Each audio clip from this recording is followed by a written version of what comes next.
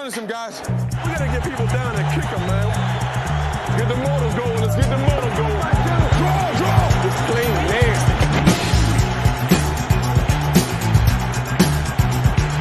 To the 20, to the 15, to the 10. Stutter step over the 5, and he's in.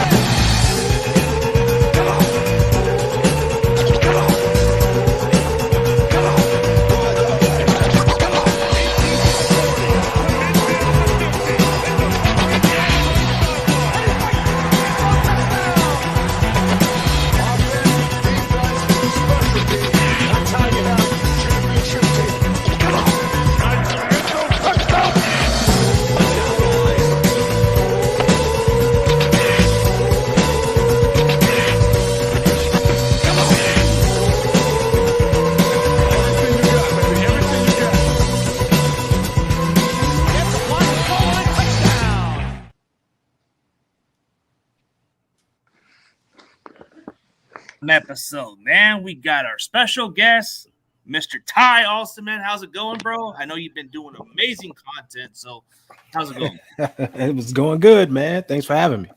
Oh, yeah, no problem. And please welcome the OG that's been missing in action for quite some time, man. It's good to see the Deep East Disciple, and we got David McNiner, and we got the little Steph Curry. What's Hey, up? what's up, Steph Curry?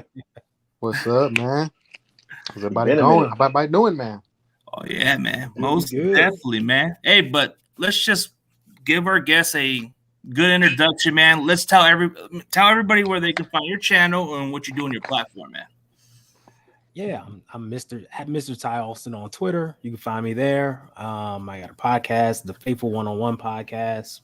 Just type in at Faithful One-on-One on YouTube. You can find me there. I do just interviews with the faithful, sometimes a special guest. I just did my first solo podcast the other day. So I'm just trying to do some things in my own lane, just trying to keep it pushing. Oh, yeah, that's what's up, man. You've been doing a pretty interesting, and then you have another crew with another podcast, so you do another thing. Yeah, I got the East Coast Red and Gold podcast. We go live every Wednesday at 8 p.m. So you can check us out there, 8 p.m. Eastern. So you gotta check us out there. We just had Randy Cross last week. Oh, yeah. CG, Randy's your boy. Yeah, he's been on there before. Yeah. So Good to meet you, man. We got other guests. So yeah, good to meet yeah. you. Yeah, this is the OG, man, the original, man. He was the one that kind of made me evolve this channel, but he's kind of been out of action for quite some time. But when it comes to defensive backs, this guy knows what he's talking about. So this was the return. He's been gone for a hiatus, man. So yeah, if everybody don't know, ever since I got my promotion at work, it has been lots of hours, lots of responsibilities, and it's like, man. So I had to tell CG, I got to step away for a bit because I got to adapt to my new position.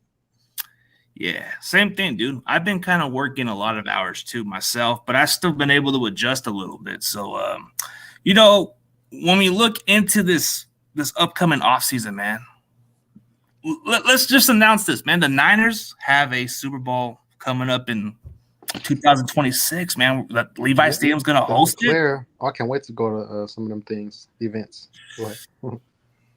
Yeah, I mean, it's just pretty interesting. It's remarkable that we get a chance to host another Super Bowl. Super Bowl 50, the Broncos won that year. Maybe there's chances, but you look into this offseason, they changed the rules with the NFL with the 3-quarterback rule because of the Brock Purdy rule. Yeah. So let's see what Ty's got to say, man. What's your take on that rule approving? It's something that was there in the past. It should have never went away. Like, it's the most important position on the field. You should allow teams to have an emergency quarterback just in case. And this isn't the first time we've seen quarterbacks go down like that. So it's just smart.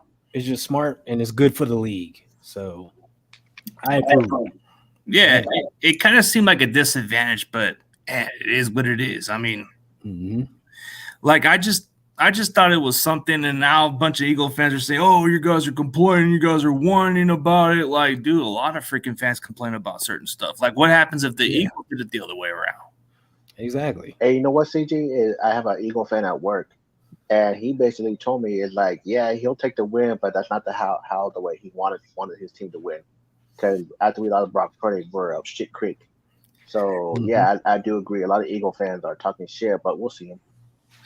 I mean, I got nothing against the Eagles. I just think that, hey, man, you guys took us and beat us at that point, bro. So we were just, I guess Brock Purdy was getting pretty physically. So let's see how the kid can recover. But man, these QB clicks, man. I don't understand why does Sam Darnold talk? What is it with this? Like we just brought this guy over. Like how long ago? We just brought him in. Hey, you know what? I want to comment on Sam Darnold, man. One thing I can say about Sam Darnold, absolutely garbage. I don't know who's worse, him or Nick Mullins. Sam turnover Darnold, man. He's absolutely garbage. I mean, I know King got something to say, man. Come on, man. Sam Darnold. I mean, the reason why he's being a lot of recognition, like as if he is a good quarterback because he has so much talent. Because I mean, he was a third overall pick for a reason. Some people think that he hasn't had a lot of good coaching and good just good teams around him, which is true. I mean, I guess I can't fully judge him until I see him under Shanahan. Everybody deserves a second or third chance, quarterback wise. And like I said, he has a chance to compete for a starting job with Lance, even though I think Lance is going to win it. But maybe he's good enough to push Lance to, really, compete for that job, until Purdy comes back, and we'll see how that goes. But like I said, we got all the receivers and the tight ends to cover up for him. His security blanket, Christian McCaffrey. Man, that guy was amazing, man. He's a white Marshall Faulk, as I've stated so many times. So, that's white chocolate. Yeah, white chocolate. yeah. And the interesting part about it, okay, so hey, here's his podcast channel if you guys want to go subscribe it. So right. East Coast where you can go. Bam. Yep.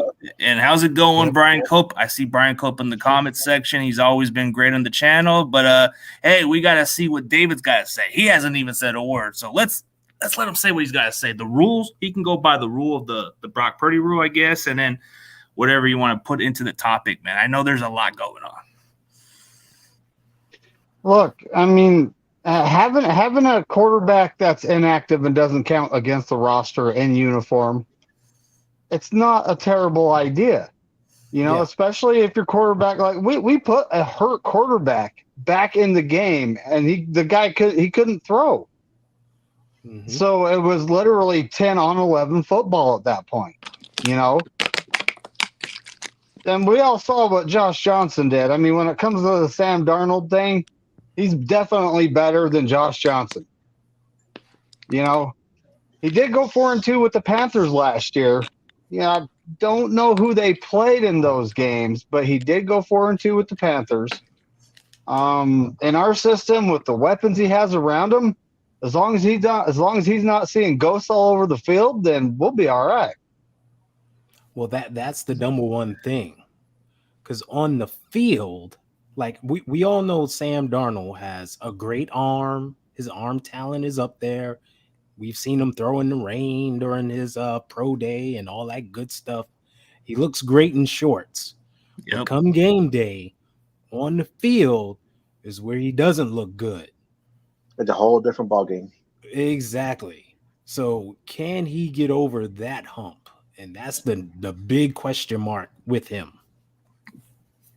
Yeah, it is. Because, like you said, on the practice field, he looks good. Shorts, they don't mean nothing. Like, exactly. And everybody has questions on Trey Lance. Unfortunate injuries. It's hard to judge it, but I want to see what he could do before I even come into conclusion. I mean, are the Niner fans kind of writing off Trey Lance too soon, man? Just a lot of hate, man. Like even through Facebook, through Twitter, man. Like, what is it with this? This kid's never. I don't know what this kid ever did to these guys. Here's where I stand, CG and everybody. Here's where I stand. It would have been a mistake to trade Trey Lance. I want to see what the kid got before I even make a judgment call on him. I can't judge him off 4 games. 4 games is basically nothing. That's like tune-up games, like preseason games. So I want to see what he got. It would have been a mistake for us to trade him. So I don't know why there's so much hate towards him. I have no hate towards him. I'm excited to see him. I want to see him succeed. I want to see him to be the franchise, him and Brock Purdy. But as for him, as far as he goes, I want to see him succeed with the 49ers. So all this hate and everything, I mean, I'm just sick of them. Like they're disgusting people out there. To be honest with you. Yeah, and you know, I'm glad Brock Purdy turned out to be a really good quarterback because now that we can have somebody we can really count on. So you know, like if you kind of like look at it this way, Brock Purdy was the last pick in the draft. The guy wasn't even guaranteed a roster spot. He had to beat out Nate Sudfeld. So the fact that he did that and actually won 7 out of 8 games, that's a capable starting quarterback if you put him around the talent, right?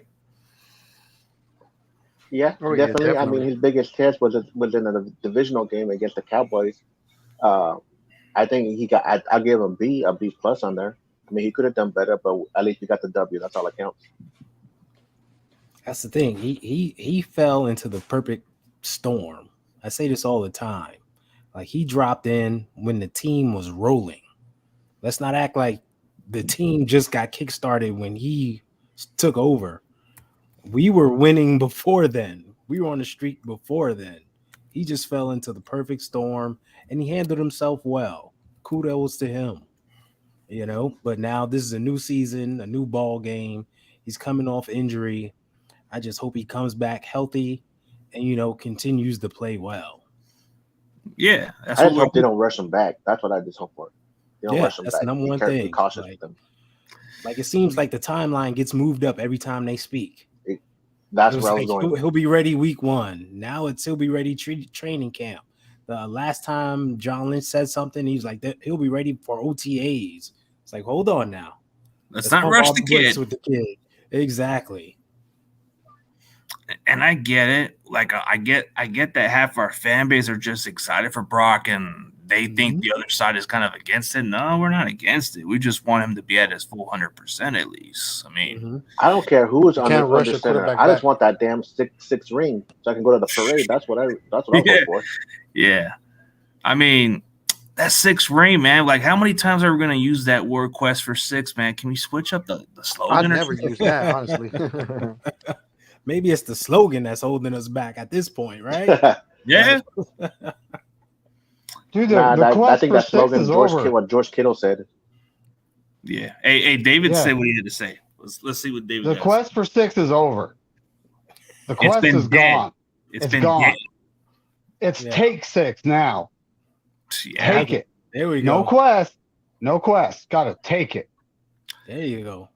How about I like the the road to mentality. 6? The road to 6. Forget I the could deal with that. I could dig that. the journey, the road, something, man. But the quest for 6, we've been having that since what is it, like 2011 under Harbaugh?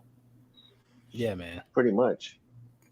That slogan belonged to Harbaugh because Harbaugh brought that type of team. So it was like different time, different era. But you don't see us saying who's got it better than us because that belongs in the other era. So Exactly. Yeah.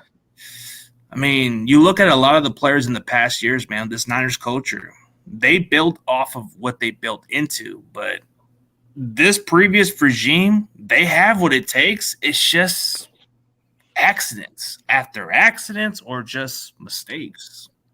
Hey, CG, we had Unfortunately- our chance in 2019. We had our chance, but Jimmy Garoppolo missed that throw. Or we stopped running the ball. We should have used That those too. trickery. We had a chance in 2011, 2012, 2013. All close, man. Like, throwing the ball to Crabtree too many times instead of calling the audible and run it with a Hall of Fame running back and the best running back, run blocking offensive line in football we had. Audible. Use it against the Ravens, man. Then against I the still believe Seahawks. 2011 we got robbed with that Super Bowl. That's where I stand. Well, when it comes to 2019, James Richard Garoppolo James Richard. did miss the throw, but if you watch the play, you'll see Emmanuel Sanders actually ease up a little bit too. Like he wasn't So, surprised if the ball was in the air. it's like it was a botched play from both of them. Well, in Emmanuel Sanders' defense, if you go back and you look at the previous like deep throws that he's gotten from him, he always had to ease up on those throws. Yeah. Because Jimmy underthrew him. So he was expecting the same kind of deal. So that goes to the inaccuracy of, James downfield. Hey, third or and dink and dunk James downfield. 3rd and 15. Jimmy Ward find the ball. Punt. It's a punt pass. Like, and then Jaquaski Tartt dropping an interception.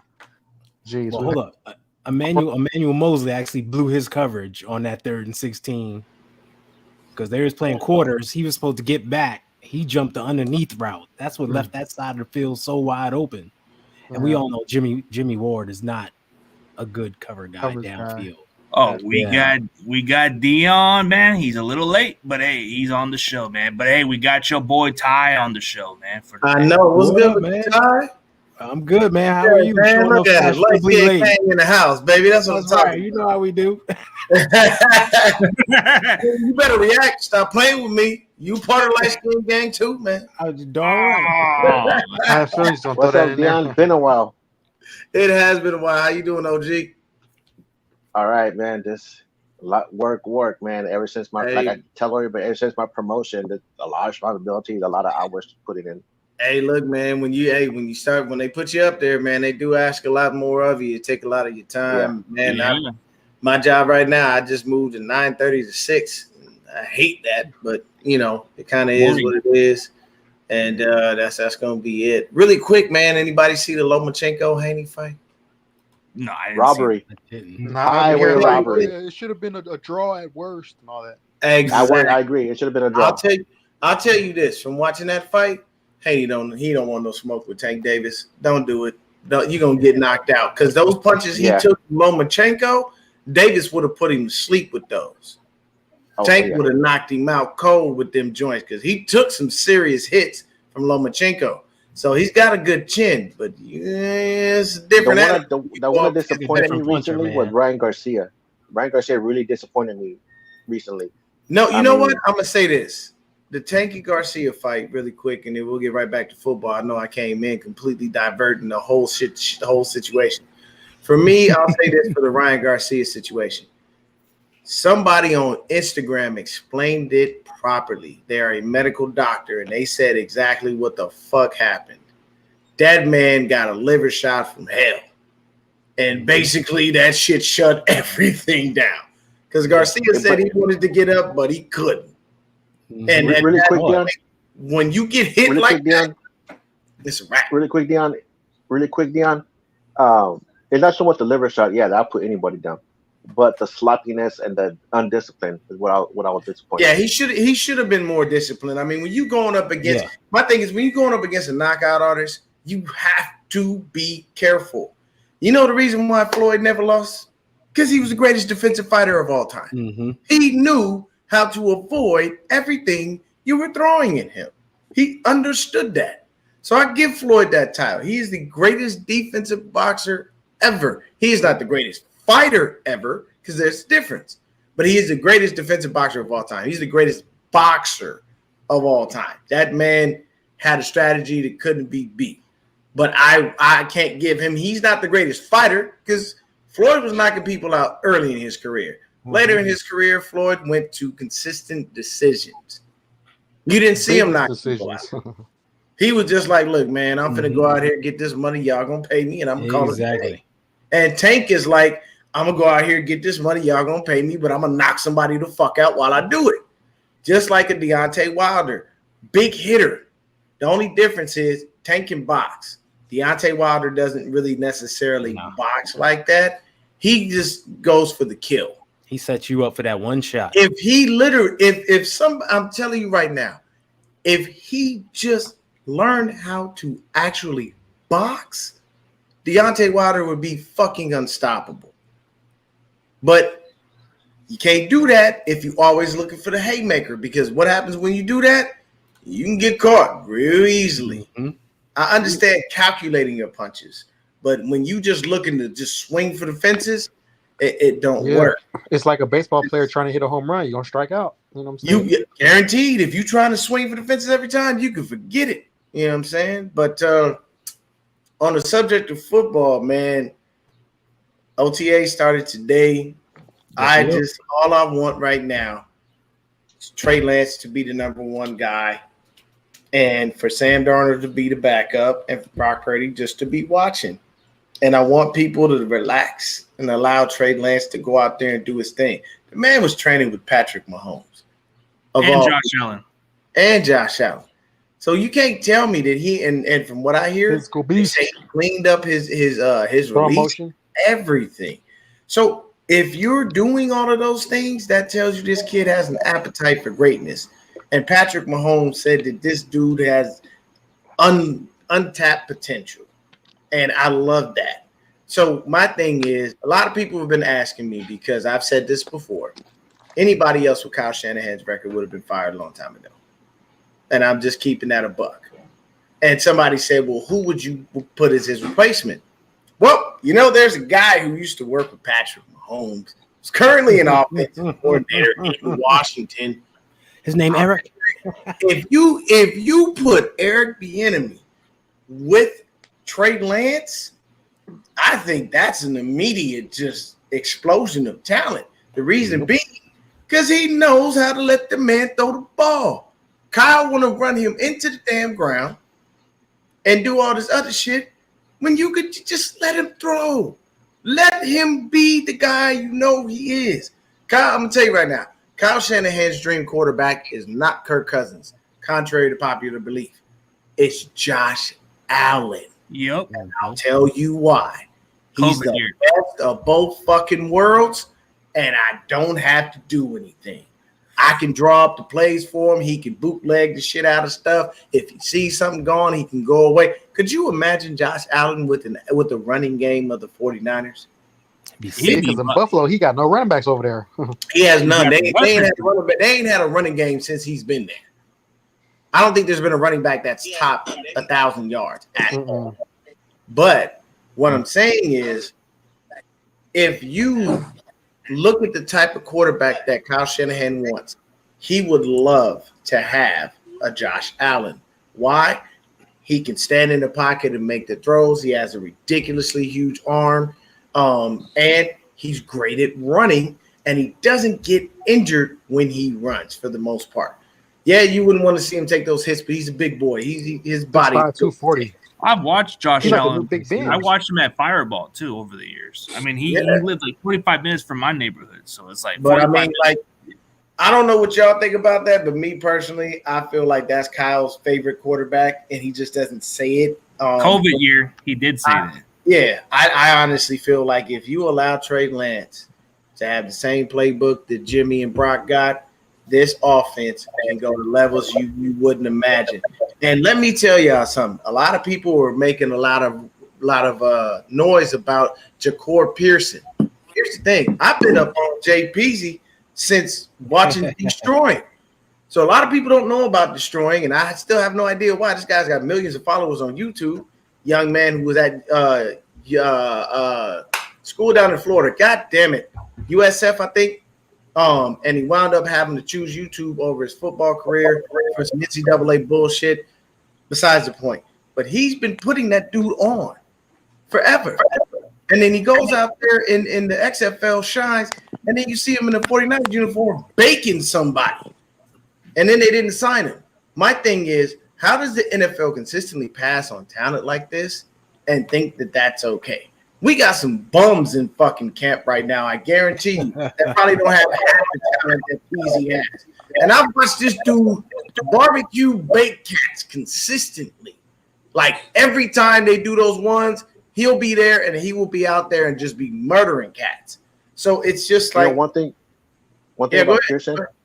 One thing about Pearson, I mean, I want him to get signed. The way he cooked that DB, and boy, I know that feeling getting cooked badly like that. I mean, he was cooking fools. So I'm excited for him. Yeah, but I know about him, and a lot of people were like, we don't know who this guy is, and we're not sure what's happening, and blah. I'm like, how do y'all not understand? Like, if the NFL has scouts, why are you not looking everywhere? Social media is your best friend. You may not even have to travel. You don't have to get on. If you notice what that shit. Hey, Dion, you just literally if you notice what that DB did against Pearson, what the mistake he made with that backpedaling, instead he stepped to the sideline, and it was over after that. Pearson just has speed from the looks of it, but hey, Big Mac is here, man. We got Big Mac, man. The Big Mac attack. We got OG's twin in the house. I'm just playing.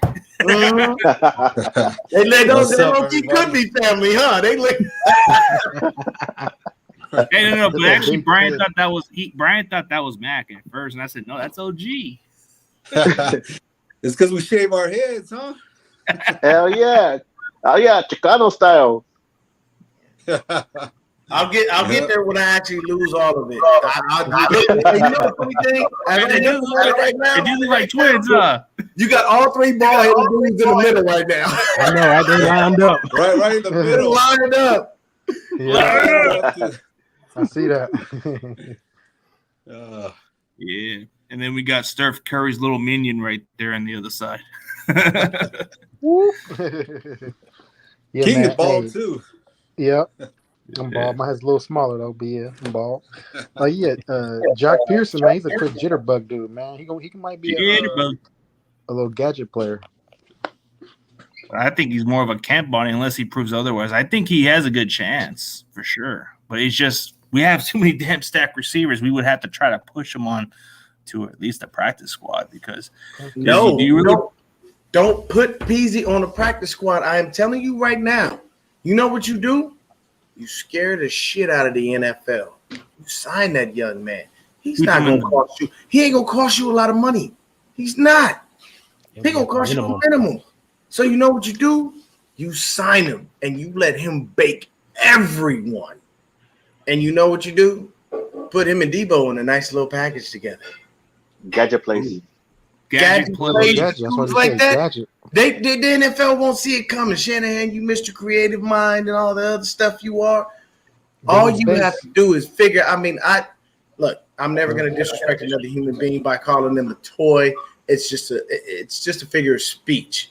But you got it. Think about it like this: when we all got new toys as a kid, weren't we happy? Yeah. When you got the new action figure, wasn't that the shit? When you got, like, for me, when I was a kid, I loved He-Man, Thundercats, Undertaker, and all that shit. And I would make Thundercats and He-Man go at it. So if I got me a new piece of He-Man, Thundercats had a problem. You know why? Because He-Man had the extra dude and you didn't, Thundercats. You might die today. I got me a Dragon Ball Z and I was pumped up about that. What the exactly. But I'm telling you right now, man, you do a bunch of gadget plays for a dude like Jay Peasy and throw Debo in there with him, bro, you would kill. And we already have 50 different ways to run one fucking play. So you mean to tell me you couldn't squeeze that dude in one of those 50 different ways? I think you could. Pick your poison if we had to keep him around. But the problem is, are we willing to keep at least 6 to 7 receivers? Yeah, Danny Gray right there. It's a tough one because Ray McCarthy. I mean, okay, like you said, Ty. Let's see what he does. All right, Ty, you can say what you want. I know that the Pearson, that's a tough one, man. It's a tough task. Like, it's too much. Yeah, we're deep at receiver. So now you get into like the bottom of the receiver pool, the totem pole, if you will, on the depth chart. And it's like, who do you sacrifice? Who's getting cut at that point? Give me just a second. I'll tell you right now who could go. So right now, as receivers, we have. Let me see here. We have Debo Samuel, Brandon Ayuk, Juwan Jennings, Ray McLeod. Those guys aren't going anywhere. Yeah, top 4, exactly. They're not going anywhere. After that, you have Ronnie Bell, who I've been hearing some very good things about. Danny Gray, who we drafted to be a burner, but was obsolete because there ain't nobody could throw him the goddamn ball. Chris Conley, I don't know who the fuck you are. That's that tall dude. We got Willie Snead, who we don't use ever. So he's out of here. We could have got rid of him. Practice squad, yeah. We got Tay Martin. Anybody know who Tay Martin is? Practice squad. Exactly. Move the fuck on. Daz Newsome. The only Daz I know is Daz Dillinger from the Dogtown, DPG. Exactly. You know what I'm saying? That's it.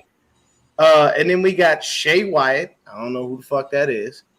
And we have some dude named Isaiah Winstead. The guy that you mean to tell me that Chris Connolly, Willie Snead, Tay Martin, Daz Newsome, Shea Wyatt, and Isaiah Winstead, none of those dudes could go in favor of Ja'Cory Pearson? I'm sorry. I don't know who these dudes are. I don't even care who they are. I've seen Jay Peasy in action. Telling you. You could cut one of those, 5, 6 people, you could have cut one of them dudes and kept him because he would have shown you something. Like this dude, his story alone. Just if you don't know much about him, just check his story out. The XFL did a nice little expose on him, and believe me, man, his story is very heartwarming. But I can tell you right now, those last few dudes I named, I didn't see any of y'all going, wait, no, that's my guy. Everybody was like, I don't know what the fuck that is. So when you have those moments, I always feel like take that chance on that dude you normally wouldn't take a flyer on, because that could be the star. We took a chance on Alden Smith, and that motherfucker turned out to basically be the next Lawrence Taylor until he met alcohol, and that ended his career. Yeah, blame it on the alcohol. But hey, yeah. Big Mac, man. Big Mac, what do you think, man? What's up, man? I missed half of the show, so I didn't hear what everybody's talking about in here. We were talking about Jaquair Pearson. We were talking about the rule of Brock Purdy. You know, there's a lot of different stuff that's going on. What's your thoughts of it, man? So I don't know much about Pearson, Brock Purdy. Now you guys know Brock Purdy did really good this year, but I mean we don't know if he's going to be the same. That's the whole problem. And I've been saying it from the get-go. You can't say Brock Purdy's going to come in first game of the year and just take over and be the same player, because we don't know. We don't know where he's going to be at psychologically and physically by the time that the first snap happens on the first game. So, but everybody has their choices on who they want as a player and everything. I just want some players to come in here, be hungry, and want to get that 6 Lombardi. That's it. That's what I want. I don't want somebody coming in and being like, oh, man, I'm back on here on the Niners. Let me get my paycheck. Got to go see if I can get a Rolls Royce or something like that. No. I want somebody to come in. They're hungry. They want that trophy. And so my thoughts on Brock Purdy is if he gets healthy enough and he comes out and he shows out that he can be that same person that we saw, yeah, he deserves to be that quarterback, number 1 quarterback. But I don't think it's going to happen. My thoughts on that has been no. But I meant by the quarterback room. So. No, but I meant by the quarterback room. I like what we have in the quarterback room. The rule of the Brock Purdy. The rule. Oh, yeah. Dude. Didn't I say this? Emergency quarterback. Yeah. Didn't I say this, CG, when I first started doing this with you, is they need to be able to figure a way to get that third quarterback on the field. And they approved it. Yeah. So they did it. So I don't know how far you guys went into this already. So I don't want to go back and rehash stuff. But yeah, dude, that's a perfect scenario. So you go down your 2 quarterbacks, you have another one waiting in the wings. That's not a Josh Johnson. It could be a really good quality quarterback come in. So that's my thoughts on that. Everything else, man, we just need players to come in and freaking play and want that 6 Lombardi. That's all I want. I agree with you on that, man. And when they announced that they would have that third quarterback, the beauty is it doesn't count against your active roster. That's good. Yep. That's the good thing about that rule for me. It doesn't count against your active roster, and I think that that's a great thing, especially for us with the kind of luck we've been having. But I can say this. Did see that we host the Super Bowl in 2026. Now that's 3 years from now, but I'm hoping and praying that we can get at least 1 or 2 Lombardis before that time. Because I'm just being honest with you, man. If Jed give Kyle another extension, I don't know how much football I'm gonna watch. Because if he doesn't bring a Super Bowl to us, you can't keep extending the man for doing nothing. I'm sorry. I've said this before and I'll say it again. I don't give a fuck about being competitive. I want to win, goddammit. I'll liken it to this. And Ty and everybody here probably will understand this. And me and OG are definitely on the same page. I never let my kids get fucking participation trophies. Yeah. Never. You know Who why? cares about second place? Nobody gives a fuck that you participated. No one cares. You were supposed to do that. That's like me saying, "Hey, man, you know, putting up on social media, yeah, you know, I took my 2 sons to the movies and we did this and I'm not supposed to get a fucking cookie for that. That's my job as the father. What the fuck? You don't get rewarded for doing what the hell you supposed to do. You get rewarded when you do some above and beyond extraordinary shit. So I don't want a fucking participation trophy. You know why? Participation trophy don't mean a goddamn thing. You know what it is? It's from the dollar store. It don't even have your fucking name on it or even your team. It's actually a piece of trash. So that's where it goes, in the trash. You don't get a participation trophy for a goddamn thing. Yeah. Why would they celebrate for second place losers? And that's the whole point of it. My thing is, first place losers. You've been runner-up in the Super Bowl. You've been runner-up in several NFC championship games. But the owner sees to keep giving you money and keep giving you extensions. And my thing is, I don't want Kyle to be the next Andy Reid, if that makes sense. Take 20 years to win it. Andy from Philadelphia. Take 20 years to win it. He sat there in Philly and was competitive every single year and only got to the Super Bowl one time and lost. Patriots. And what happened to Jeffrey Lurie? Jeffrey Lurie was like, for last year, though? You got to get blame fuck Kyle. over. Do you blame Kyle for the NFC Championship loss, though? I don't blame Kyle. I'm not going to blame him for that because the quarterback got injured. There's nothing that he could do on that one. Right. But what I'm saying is, it's just that under your watch, we have not gotten a Super Bowl win, period. And at the end of the day, there's 2 people that take the brunt of the negativity when you lose. That's the quarterback and the head coach. Mm-hmm. And sorry, Kyle, you've been here all these years and you have not produced. So if I'm Jed, I'm gonna let you run this contract out because I already fucked up and gave it to you anyway. So I'm gonna let you run this contract. If I don't see a Lombardi, get the fuck on.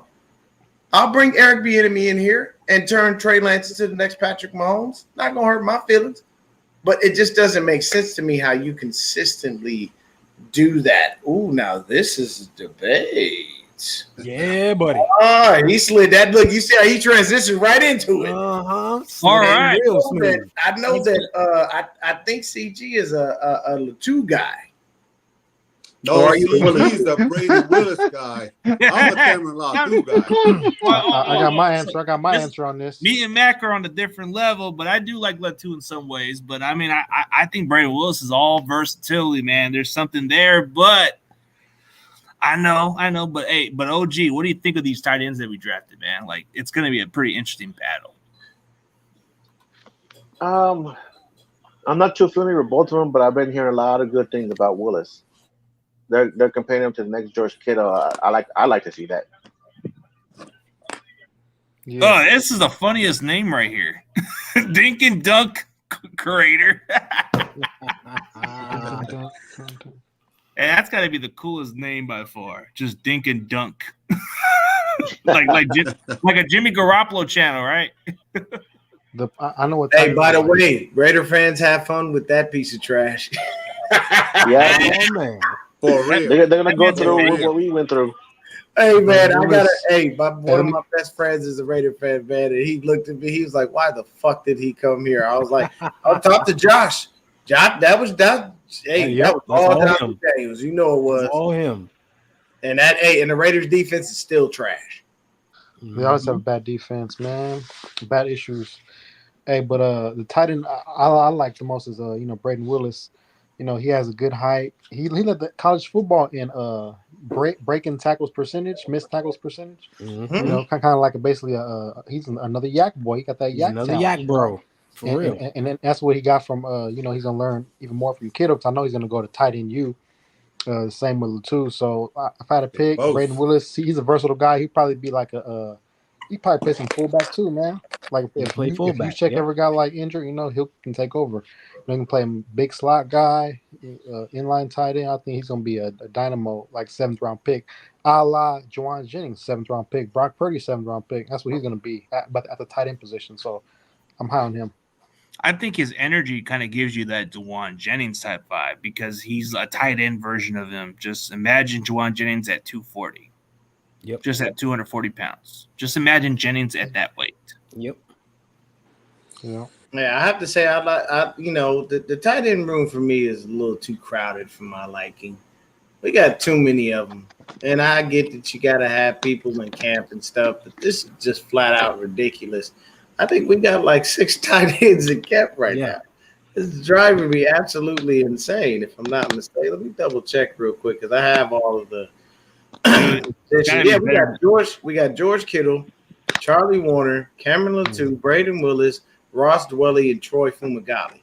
Now we know why Dwelly and Fumagalli are there because they're familiar with the system.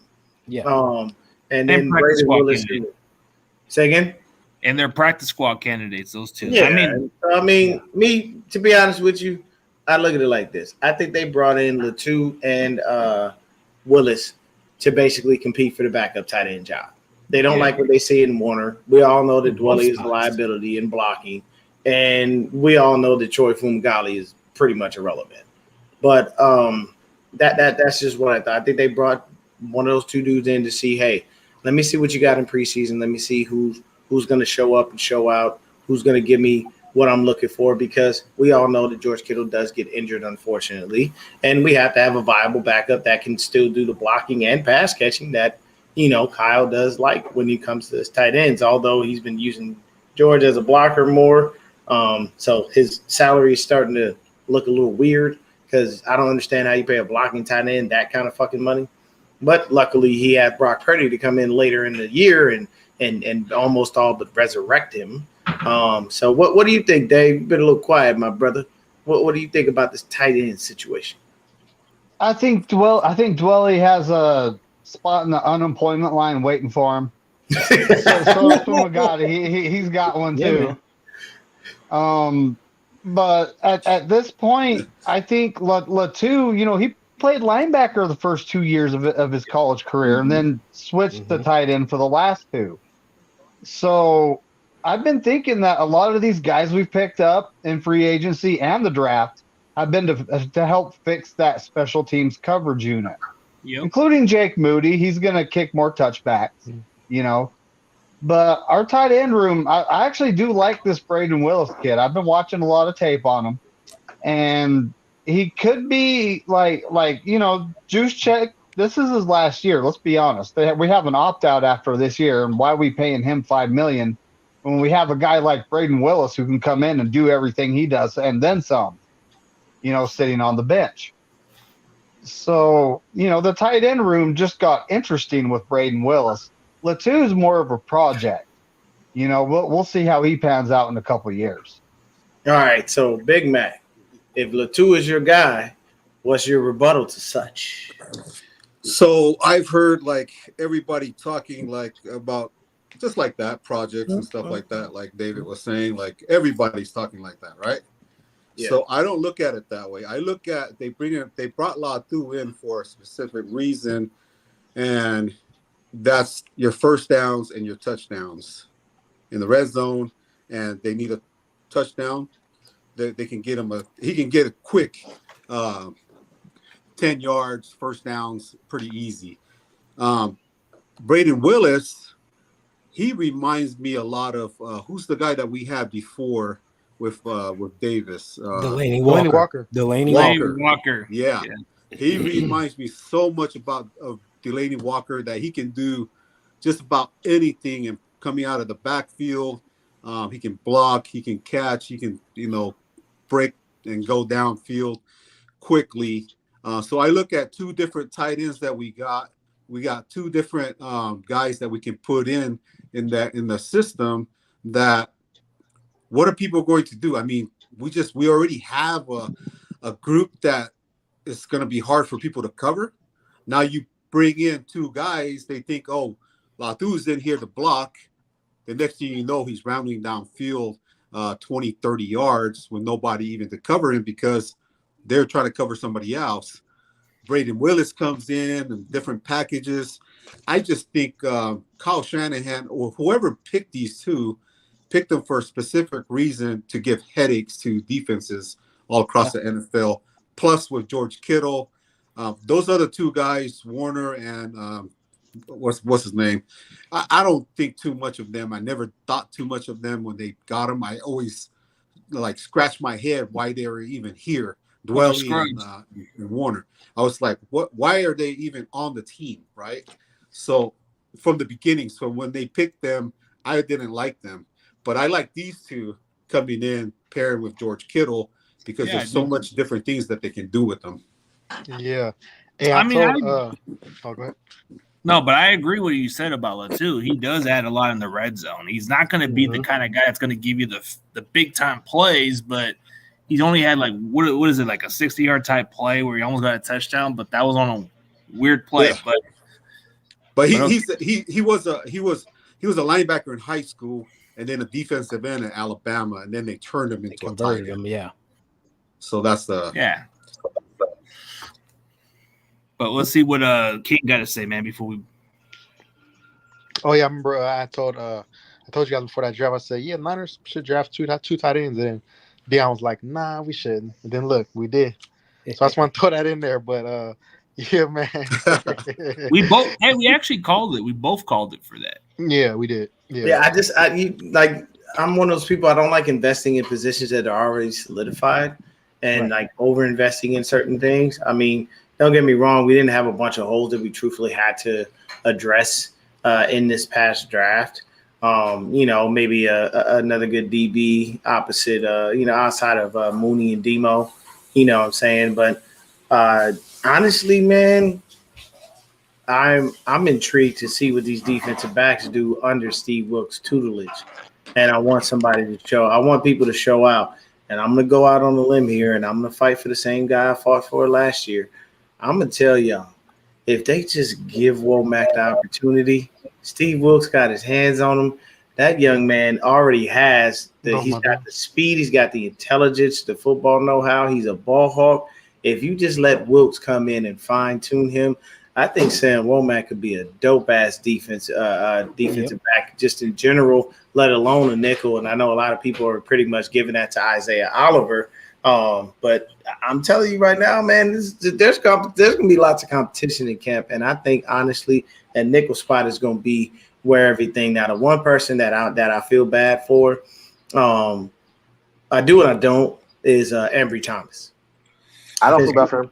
Yeah, basically. I was waiting. You know how OG feels. Oh God, I knew it was coming. Yeah, man. But I mean, dude just disappeared, and I'm gonna tell you right now, all these DBs we got on this roster, he's basically falling further and further on that depth chart because it's sad that Sam Womack could come in limited time that he had and do what he did, but you couldn't even get on the field, like. That's telling me that you ain't doing enough in practice to impress these coaches to be able to put you out there. Because contrary to popular belief, people, the actual coaches for each position are the ones who rotate the players, not Kyle Shanahan. The only time Kyle Shanahan will do that is if he sees somebody in that he didn't want to be in on that play, and he may or may not call a timeout, or he may look at the coach and go, hey, I don't want this person in on this play. That's the case. But Bobby Turner rotates the running backs. When Wes Welker was here, he rotated the wide receivers. You know what I'm saying? Embry, when he was here, he was rotating the tight ends. Like, that's how it works. The position coaches actually bring the guys in and take the guys out.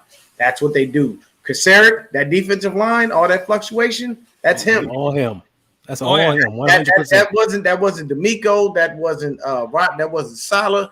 That's him. That's his spot. That's his position. That's what he's going to do. So, if you ain't impressed with coaches in camp, man, you can see Ambry Thomas out there looking for a job. Who does Ambry Thomas remind you of? Like, if we look back at Witherspoon when he was here, was that his name? Yeah. And when he got hurt, third round pick, Sacramento kid, but he got hurt, and then he the worst DB that I could think of besides Avery Thomas was back in the day Antonio Langham. One of the worst. 38. I don't know who's worse, him or Avery. That one. He was so bad that ESPN called him Antonio. Where did my man go, Langham? That's how bad. Well, that could be said the same thing for Witherspoon because Hey, I gotta go. after Okay, Andrew all right, bro. did really good in the playoffs, and then the next year, See you next last time, y'all. year he just All right, disappeared. bro. All right, man. Take it easy. All right, King. Y'all King, Hey, see ya. Yeah. Hey, before we get to this topic, OG wanted to bring up these two names under the title. What I was putting up. He Of wanted course he did. I know he did because we're DB guys. If he was on the show and we didn't talk about defensive backs, there would be a problem. You know, one thing I like about Darrell Luter, I was study him hard on highlights, on games, and everything. One thing that I love about him, the one I've been begging Avery Thomas to do, is Luter Jr. relies more on his technique and not his hands. He's not handsy like the way Avery Thomas is. He's always on the hip, great footwork. He's always in position, always locating the ball. The one main thing is his technique, and that's what I you guys know me, how I coach my sons. Technique is gonna get you places. Mm-hmm. You can't rely on your speed all the time. Your technique has to match it, and that's something I'm excited about Luter Jr. having. As far as Jair Brown goes, I'm not too much of a safety guy, even though I played it rarely. But one thing I noticed about him, he can blitz. I don't know who's faster, him or Hufanga, that can get to the quarterback quick on the blitz. Dude, he had 4.5. I think he had 7.5 sacks. He's got some quick inline speed. He could take off. I think he might be a little quicker than Hufanga. Yeah, no, he's definitely faster than Huff. I guarantee you that much. Oh, and Huff is overall one of those speed, guys. yeah. But just getting up to the quarterback. I know you guys are gonna get upset with me when I'm about to say. I'm still not sold on Demo yet. I wouldn't even be surprised if Luter Jr. takes the spot. I'm still not sold on him. Yeah, he had a good playoff. Yeah, he had a good playoff, but didn't Avery Thomas too? Oh yeah, what happened to Avery? But here's the difference. Avery Thomas literally started out horrible, a little leaning toward horrible. Got a little better, and then interception in the Demo had more of a streamlined kind of success. Exactly. He started out slow, but he wound up throughout the rest of the year playing the way he played and continuing to do it, and he never lost his spot. And the reason that I feel like I like Darrell Luter Jr. A lot of people have been talking about him. I've been hearing very good things about him, but Jair Brown, yeah, that speed coming off there, the blitz. Oh, Steve Wilkes is going to have a ton of fun with that because he loves it and do so. The concern I have with Demo is he cannot play man press that good. No, he doesn't. But I don't think we got a zone based scheme. So yeah, but Wilkes likes to play man press sometimes. He liked them. Then Demo better step his shit up. But this is where Wilkes earns his pay and coaches him up. And Wilkes will start to see. He'll do that. Yeah, because he's an old school type of DB guy, so he knows he knows what he's talking about, and he comes from he can better a lot of players, like a lot of these players. And that's what I love about Steve Wilkes. He got that old school mindset, like for example, like I do, the old school technique as far as playing a DB goes. He has that, and that's what I love about Steve Wilkes, and I'm excited to see how he's going to coach up these DBs.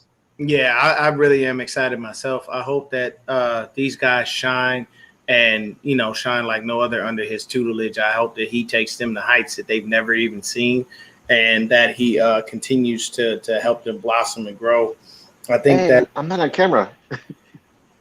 Yeah, you haven't been on camera the whole time, man. I was like, wait. No, hey, you and the Mac need to show each other's face. But I can tell you this. One thing that I like about Jair Brown, the connection between Brown and Hufanga, is the fact that those are going to be our safeties of the future. Because we all know they'll probably have Gibbs start, but they're probably going to have some packages. Because Steve Wilkes does like to run, with a 3 safety look every now and then. So if you have those packages, you'll have Jair Brown in there, and he's going to send that motherfucker after the quarterback. I know he is.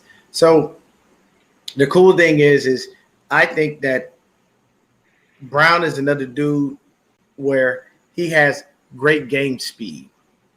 See, I don't get caught up in the Underwear Olympics because if that's the case, then nobody should have had faith in Jerry Rice because he was slow as shit. What was his 40? Like 4.68? Something like that? Roughly. He had a really bad 40. But you know what? When that motherfucker caught the ball in game, you couldn't catch him. It didn't make everybody. So that's one thing I'll guarantee you guys. I'll say one thing. If Demo makes me eat crow this year, I'll come on here and tell you I'll eat crow. Hey, man. I ain't mad at it. You know, Just make and an I'm gonna apology keep- video. That'd just be a positive for us. Though. Yeah, it's I ain't gonna be all mad a at you. positive thing for us, man. I would rather them kind of stick with the dude that has the experience, unless you see somebody out there just showing you something you just can't deny. And that's the thing. Every now and then you get one of those players that are just like, you know what, I can't put this dude on the bench. He has to have some kind of a role. Mm-hmm. And I would love for Jair Brown to But do that. nobody's talking about this dark horse. Nobody's talking about him, and I'm going to bring him up right now. Keep your eye on Q Knight. Quentin. He said, Keep an eye on him. That's a That's dog. right again. You're back He on the love him some Quadrans night, man. Hey, you do, play with man. your He son. love You play Quadrans with your night. son out there. Yeah, he played. I forgot the gentleman's name right here. The red Ty. Me. Ty. Yeah. My son played with Quintus Knight, so that's why I'm a big fan of his. Yeah, hey man, and I'm a big fan of his because he's a UCLA guy. So I'm How with many that. schools did he And go I'm- to? And I'm What's that? UCLA all the way. So that. But that's- yeah, keep an eye on him. I'm still gonna guarantee he's gonna make the roster this time. Well, let's hope he does, man. Because I mean, we have like there's certain spots like we have so many DBs and we have so many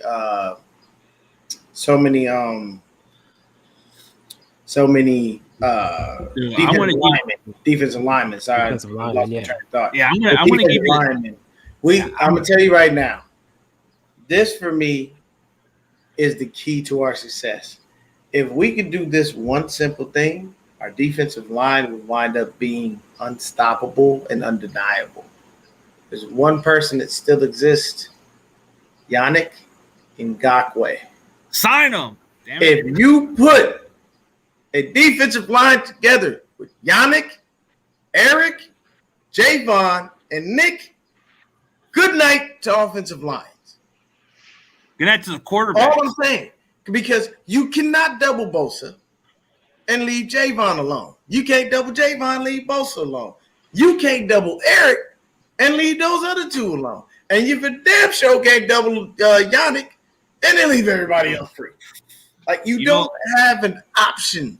Like that's literally a business decision. That's like telling me, hey man, you got to tackle AP in his prime head on. I'm making a business decision. I'm gonna beat the shit out of his ass. You think who the fuck? I literally watched a highlight where a defensive back got in the perfect position to tackle Adrian Peterson. There was nothing wrong with technique, and he still got ran the fuck over. There are business decisions that you make, but that's like me But being. Deion, it happens though. And happens though. You get trucked. I mean, I got trucked several times. I'm not gonna do that to myself purposely. I don't want to be I did. Deion said, That man's on a poster like this in the air with his leg up and shit from what Derrick Henry did to the poor man. It just you just gotta make business decisions. And business decisions don't allow me to wind up looking like a dumbass on social media. I'm sorry. I am that guy. I will not do it. Tripped Derrick Henry. But that's what happens to us, DB. Deion is if you're in a perfect position, like for example, I'm gonna throw my stuff under the bus. I've gotten trucked numerous times. Mm-hmm. It's not a good feeling, so I know what you're talking about. I'm just saying, man. I will make it appear to the world like I am going to tackle him. And the minute I get anywhere near him, I'm going straight for his damn legs. I'm trying to tear your ankles up. Hit the ankles. I'm telling you. I don't want nothing to do. My dark horse is Drake the Jackson. ankles. Are we sleeping on Drake Jackson, man? I want him. I would love for him to be that dude instead of Yannick. But them bringing in all these people outside and telling us that Drake had and what Steve Wilkes said about him kind of was very disappointing. He didn't speak very highly of Drake Jackson. I hope he does, pan out. And honestly, with Drake's athleticism, he'd still be great off the edge. That's still a formidable defensive line. But Yannick is a whole nother. That's another. What's his asking price? Because I think Yannick is asking too much. I don't give a fuck what Yannick is asking. You still ain't got a job, motherfucker. Come over here, get this money. Take a cheap deal. Go out there. He got to take sometimes. And sometimes as agents, you got to be smart with your clients. And you got to look at them and go, though you're trying to fetch this amount on the market, it seems like we aren't creating the buzz that we need. There are certain places you can go that we know you'll succeed, yada, yada, blah. Like, I'm going to walk my client through what truthfully needs to be done. And I'm going to tell them, man, let's make a business decision. If I'm Ngakwe's agent, I'm going to look dead at him and tell him, you see all the defensive linemen that go to San Francisco, don't they seem to continually have success? Even guys that were nobodies for years go there, wind up with 6-7 sacks and start getting contracts elsewhere. That's the key right there. Did anybody remember who the fuck Arden Key was before he came to San Francisco? Nope. Nobody. Did Arden like Key? another Colin Farrell. Well, wait a minute. Didn't Arden Key go to Jacksonville and get some money? Got paid. Yeah, and then he cashed it at Tennessee. Didn't Gary Hyder go get some money? Gary Hyder. Seattle, even though he robbed Seattle. Hello. Like, you talk to your clients, you walk them through these things, and you say, hey, look, man, go here, take this money, and go out there and get your money next year. It's a mindset. You have to understand these things. And if you're a good businessman or woman, for that matter, because you got female agents out there, much respect to them, you've got to be smart and help your clients make decisions that are best for their career. It's like, hey, look, man, I know you got some money, but if you want to feed your family, ooh, and this is what I wanted to talk about. Oh, because I'm going to tell you right now. CG. Fuck Jalen Graham. D. Winters is the guy. CG. Oh. Jalen Graham ain't shit. D. fucking Winters. D. Winters, be Have you seen third that? linebacker. I like D. Winters, but have you seen what Jalen Graham looks like? I don't care what Jalen Graham could have came out of college with 45 motherfucking sacks. What D. Winters brings to the table. That looks like Keenan Turner out there, bro. He looks like freaking Keenan Turner. I'm telling you, bro. And you remember Keenan Turner? I do. No, but he looks like him. He looks just like D. Winters is that dude. D. Winters is going to be. How come he's out of shape? He ain't out of shape. What are you talking about, man? He was reported like a little out of shape or something. But he's supposed to be good.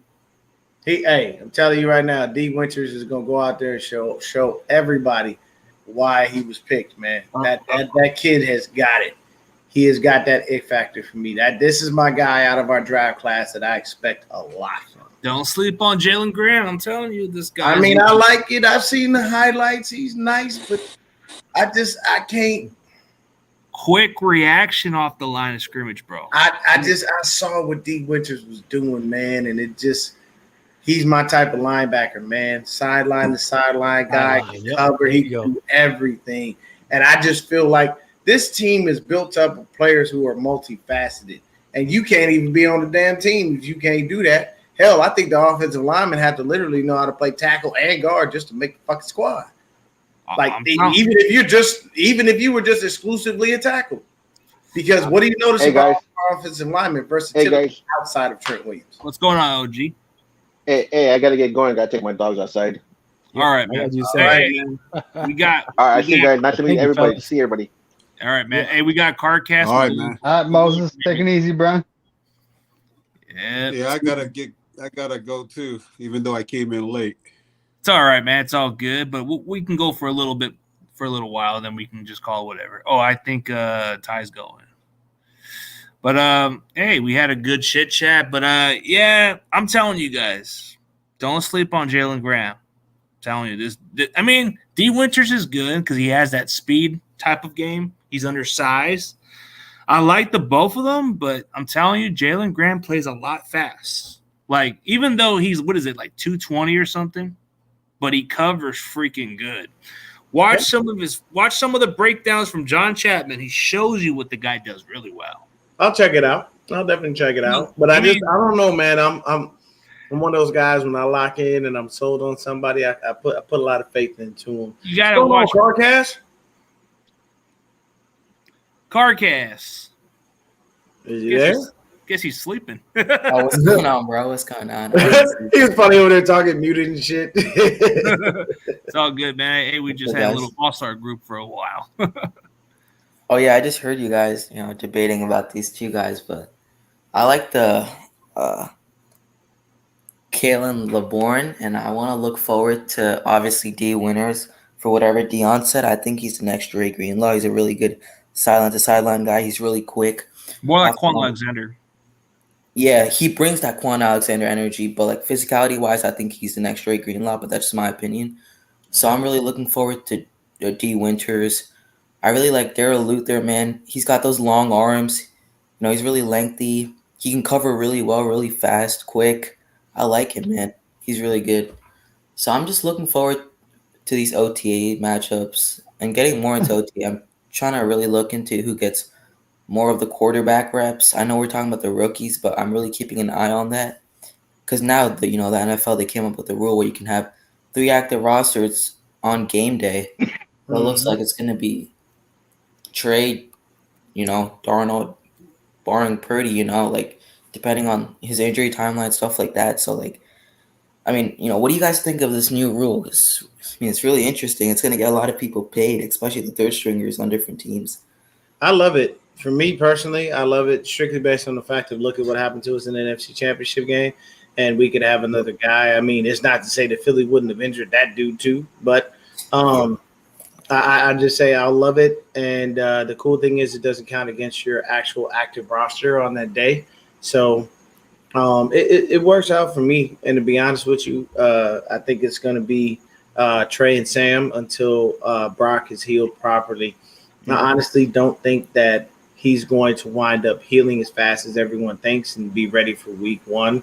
I honestly think that the 49ers take their time with him, make sure he doesn't get re-injured, and they kind of walk him through the process, slowly here and there.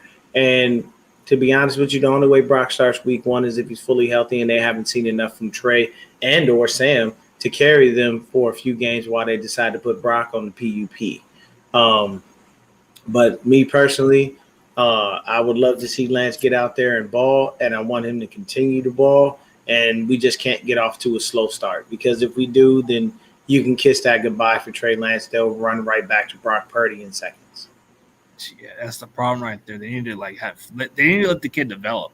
How is he going to learn if he's not going to? You have to go through the growing pains for most rookie quarterbacks. But he's still. I mean, he is kind of a rookie, but even though it's his 3rd year because of the injuries, he's still. He ain't played much. Yeah, and it's questionable. I even made the strong argument. Yeah, the reason why you guys are criticizing him because he hasn't played a lot of college games. How else is he going to get better? He has to play. When he did play, everyone's saying Brock Purdy this, Brock Purdy that. With an 8-game sample size, Brock Purdy actually had weapons around him. When Trey Lance came in, Jeff Wilson went down. He didn't have Kittle. He only had him for that Texans game. Elijah Mitchell automatically got injured. His best receiver was Juwan Jennings that day. Exactly. Let that sink in. There's a lot of things going against this kid. Yeah, I hope that they just. I really hope, honestly, that they give him the 8 games they gave Brock. I really would. I would like that. For them to be able to look and see. Hey, we're good. I just with the way Kyle is, man, I feel like he's gonna go running back to Brock the second he gets a chance. And he's just going to have Lance there as a backup. And to me personally, I'm sorry. If I'm Lance and you do that to me, I've been playing and we've been doing well, but you go back to him, I want out. I don't want to be here. Trade me. I'd rather be somewhere where I have teams that are going to value me. Every year, a team is looking for a fucking quarterback. Oh, yeah. We all know this. This is consistent year in and year out. But yeah. I would say that. I would honestly be like, hey, man, appreciate the time here, Kyle, but I didn't come here to ride the bench and play second fiddle to anybody. I was the number 3 overall pick in the goddamn draft, and y'all to bench me for Mr. fucking irrelevant. Okay, dude had a nice little run, but he's no fucking Tom Brady. Okay, so y'all gonna do that to me respectfully. Let me get up out of here so I can go somewhere and play, because I have no ambition of sitting on the bench waiting behind someone when I could be elsewhere, making the team better. Yeah, that's what we want Lance to do, is be the guy, but we're not giving him a fair chance. And speaking of that, let's talk about the breakout player. I know you guys want to. Yeah. I know it's too early, but I want to put it this way. I know this may sound funny, but I want to say Trey Lance. He's gonna finally silence those doubters. That's my pick. I'm not ruling it out. They're writing them off. What about you, Dave? Damn, I also have to go with Trey Lance. he's working hard right now. You know, he's working on fixing his throwing motion. He's working on the mid to short routes, which was his criticisms. And think about the playbook. Kyle dinks and dunks. That's what he does. It's what he's had to do with Jimmy G. Well, James Richard Garoppolo. My bad. I forgot. James Richard. Hey, Jimmy's a term of endearment, and he's not a 49er anymore, so he's James Richard Garoppolo to me. James Richard Garoppolo. So now he's and he had Brock Purdy, which he is actually better than James Richard. But now you got Trey Lance, who adds a total different dynamic to the game. He's bigger. He has a stronger arm. He can throw the deep routes. So I am 100% rooting for him. I want him to be our QB. I want him to be great. I want him to help us build a dynasty. But we got to give him a chance. I like the answer, man. Yeah. I want to go. I want to go Trey Lance, man. I feel like I haven't said enough about this kid, man. Like, there's no positive to look back at, but I feel like this kid is just gonna prove all the doubters wrong. I'm not saying he's gonna, be the next great franchise quarterback, but he definitely has the potential to be. And if Kyle doesn't run him to the ground, like he did, against the Cardinals, whatever year that was, man, just play him as a quarterback, man. This guy has a shit ton of potential that he can go and put on the field, and you're just, I feel like you're just degrading him every day, just running him into the ground, getting him injured. So, just use him as a quarterback. He's been working hard during the offseason, training with Patrick Mahomes. And Josh Allen. And Josh Allen, two of the best quarterbacks in the NFL right now. I'm telling you right now, he's definitely getting some tips from those guys because, those guys know how to ball. So I'm rooting for this kid, man. The beauty of it is when if it's one thing that you can take to the bank, it's the people you surround yourself with is, the company that you will become. So you got to think about it. If I'm a quarterback, what do I want to do? I want to be around greatness. Mm-hmm. I don't want to be around the low-end tier quarterbacks in the league. I want to be around the high-end tiers quarterback throughout the years, period. I don't want to be around, regular cats and, guys that aren't winning. I want to be around your Patrick Mahomes, your Josh Allens, your Joe Burrows, those guys. Mm-hmm. Well, you say I'm a Chargers fan, but my family are mostly 49ers. Their take on the team is that Trey Lance has been given a chance to show his skill that he had in college. Purdy is overrated in a sense. Yeah, and he hasn't been given a fair shake. So we hope that he does get a fair shake. But to be honest with you, it's all up to Kyle, and I don't trust Kyle. I don't trust Kyle as far as I can throw him. And yes, he was given the job, but then you got to think about it, Steve-O. If you look at the run pass ratio, we're heavy on the run, and he was included in that, and light on the pass. So for me, the minute Jimmy Garoppolo comes in, we start throwing the goddamn ball. The minute Brock Purdy comes in, we start throwing the damn ball, and we don't run as much. So to me, give him the same playbook that you gave those other two, and I guarantee you Brock Purdy. I guarantee you Trey Lance isn't injured, and I guarantee you Trey Lance at least gets us to, if not the same, at least to the Super Bowl. Exactly. I mean, all I'm asking is a fair chance. I mean, you can't get that guy a run heavy playbook and expect him to succeed when he's one of the main runners. We have way too many goddamn running backs for you to be putting a quarterback in a precarious situation like that. I'm sorry. Right now, going into the season, we have CMC. Elijah Mitchell is still there. We still got Jordan Mason. I get the guy that Carcass just mentioned earlier. Yeah, we've got him. I feel like TDP's down there.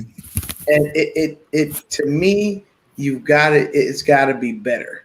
Now I get that he might have read some of those RPOs wrong. I get that. I completely understand. But you got to remember the kid's growing. He doesn't know that shit right off the bat. And he has to grow, and it takes time. There isn't a quarterback in this league that came in and just shined. Peyton Manning was 4-11 in his first fucking year. And he had the most interceptions during his rookie year. 4-11 and threw interception after interception. Now, yes, Peyton Manning is one of the greatest regular season quarterbacks of all time. And yes, he has 2 Super Bowl rings, even though a second Super Bowl was basically given to him. It's just a situation where you still have to let the kid develop. And to count him out when he hasn't even had enough time for people to really form an opinion is wrong. You know what I mean? And it's not an easy task. Yeah, man. It's not. People don't understand the run pass. It's like a misdirection. Park. Like, you have to think about that. And Kyle's system is so damn complicated. I'm pretty sure he's in there sitting there going, hey, man, so, if this happens, you got to go this way. If this happens, you got to go that way. This happens. And it's like, okay, this is too many fucking possibilities for me. Can we make this a little bit simpler? But Trey Lance, by all accounts, has absorbed all that information, and there's never been a problem. So I got to get up out of here, man. I got to go to dinner. But I will say this. My guy, my breakout player, I agree with all of you. It's going to be Trey Lance, and I feel that he shits on all these doubters. And believe you me, I'm coming for every fucking body, especially on First Things First. The only person I'm not touching on First Things First is Joy Taylor, because she never said anything negative about Trey Lance. She said the same thing that I've said. Wayne's in the play, so I can't make an assumption. She's kind of reasonable with the Acho, shady. Oh yeah. Yeah, I'm coming right at your throats, because y'all two went over there. And Acho, of all people, man, he goes out there and Trey Lance just isn't it. He's not the guy. This is what I'm hearing from San Francisco. Really? Come on, bro. If he's really not that guy, why is he still on the roster? Why are we looking to put him out there as a starter possibly? Because we got a quarterback that's injured. Like, it just, the negativity got to stop. But, yeah. You know what's even annoying is freaking Colin Cowherd, dude. I just want to knock on that dude's door. And hey, man, it's real simple, bro. Hey, somebody sleep with your daughter and roll out on her. Yeah, that's kind of fucked up. I'm 100% sure that's exactly what happened. Trey Lance tapped it and left and rolled out. But who's worse, Chris Sims or what's his name, Mike Florio? Florio's the worst. Dude, he has no credibility. Why does he even still have a job? Yeah, Florio's an idiot. And, for me, I like Chris Sims, but, once in a while he goes off the handle because he's friends with Kyle and he thinks he can say wild shit. But it is what it is. But y'all have yourselves a good evening. Yeah, he says, he's going to draft Kyle's going to draft Mac Jones because that's his guy. And then when he got wrong about it, it was bitter fact. But I don't know, man. But a lot of these guys are whatever. But, hey, what? Nick Silver? Yeah. Mike Silver is like, dude, he's like, I don't know what is it with Mike Silver. He's like all these other, nutcases. I can't take Silver serious anymore. I don't take any of them seriously. It's all media. It's their job to get attention and get clicks. I mean, all for the money. 90% junk. Yep. Right. Exactly. I mean, okay, Shady McCoy just seems too damn biased when it comes to the Eagles. They need to stop bringing these damn bias take guys. Get some realistic people. They're getting reporters from other teams talking about Trey Lance. No, but make them more realistic. If they can't stay realistic, then they need to go. Because they have to be objective, at least. Very objective towards it. There's certain players that play for another team, but they do get real straightforward about it. I don't want to be honest. They've had Karen Rodgers and Tom Brady coming to the Niners for years, and you know what? It hasn't happened, and it's not gonna happen. I don't. Everyone has their pipe dreams, but at this point, we have young QBs. We don't have an expensive QB room. We have a hell of a team on the field. Go with it. Yeah, why are we gonna go sign some quarterbacks that are gonna go to the retirement home? Makes no sense. Yeah, after 1 year. And it's like almost, what is it like? It's going to be millions and millions of dollars of having them. Rodgers on the bench, he wouldn't like it. Rodgers always chokes in the playoffs anyway. I ain't betting on that. But if he had the better talent around us, I think with our defense, he'd be able to excel. But that's either here or there, you know. So hey, we'll call it a day, guys. We'll probably do some more next week, man. But I know Carcass, you were a little late, man. But we've been going over for like at least almost. No, I appreciate you having me on, man. This is fun. Yeah, it was good to have OG while we can, because I guess he's probably gonna come back another time. Yeah. I know. Isn't it kind of weird that I didn't even realize that him and Big Mac have the same head shape? Yeah, we kind of almost forgot how they both look, right? Yeah, I'm actually going on with Bryant in about 10 minutes. Yeah, so. let's just call it a day, man. All right. All right, man. Y'all have a good day, and as always, go Niners. And you know what you got to say, McNiner. Tell me what you're gonna say. Go 49ers and fuck the Rams. Bam.